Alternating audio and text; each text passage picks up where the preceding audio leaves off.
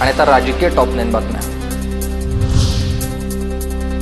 मराठवाड्यामध्ये अल्पवयीन मुलींना फसवणारी टोळी कार्यरत आहे। लहान मुलींना प्रेमात पाडून संबंध ठेवण्यासाठी भाग पडल्यामुळे आत्महत्या केल्याच्या घटना। अंजली दमानियांकडून गृहराज्यमंत्री योगेश कदमांकडे चौकशीची मागणी।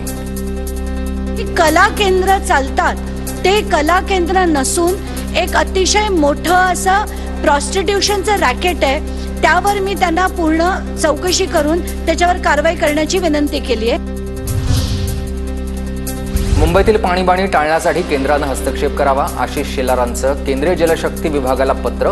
केंद्रीय भूजल प्राधिकरणाच्या परवान्यासाठी महानगरपालिकेकडून टँकर चालकांची अडवणूक, शेलारांचा आरोप आहे।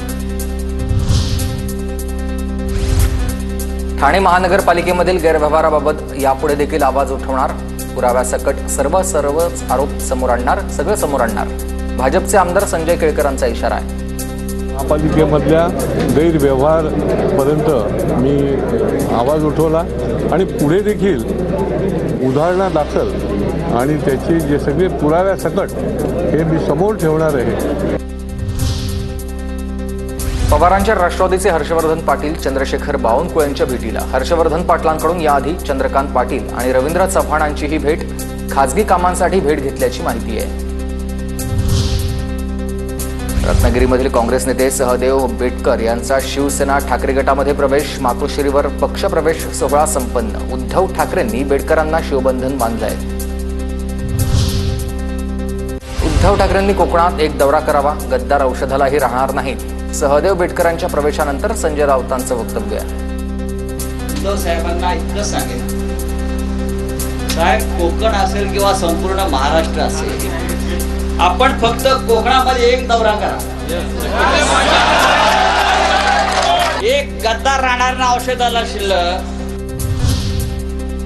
2029 मध्ये आदित्य ठाकरे मुख्यमंत्री होणार। मैदान अभी आगे है, हम फिर वापस आने वाले हैं। चंद्रकांत खैरेंचं हे विधान आहे। मैदान अभी आगे है, हम फिर वापस आने वाले हैं। 2029च्या निवडणुका पहा काय होणार आहे। सन्माननीय आदित्य ठाकरे साहेबांच्या नेतृत्वाखाली त्या निवडणुका होतील आणि ते मुख्यमंत्री बनतील। 2029ला पुन्हा नरेंद्र मोदीच पंतप्रधान होतील। बीकेसी मधल्या इंडिया ग्लोबल फोरमच्या कार्यक्रमात देवेंद्र फडणवीसांचं वक्तव्य। मोदींचं उत्तराधिकारी कोण या मुद्द्यावर फडणवीसांचं उत्तर। No, I have said that it is not right time to think about successor of Mr. Modi because in 2029 Mr. Modi will be again Prime Minister.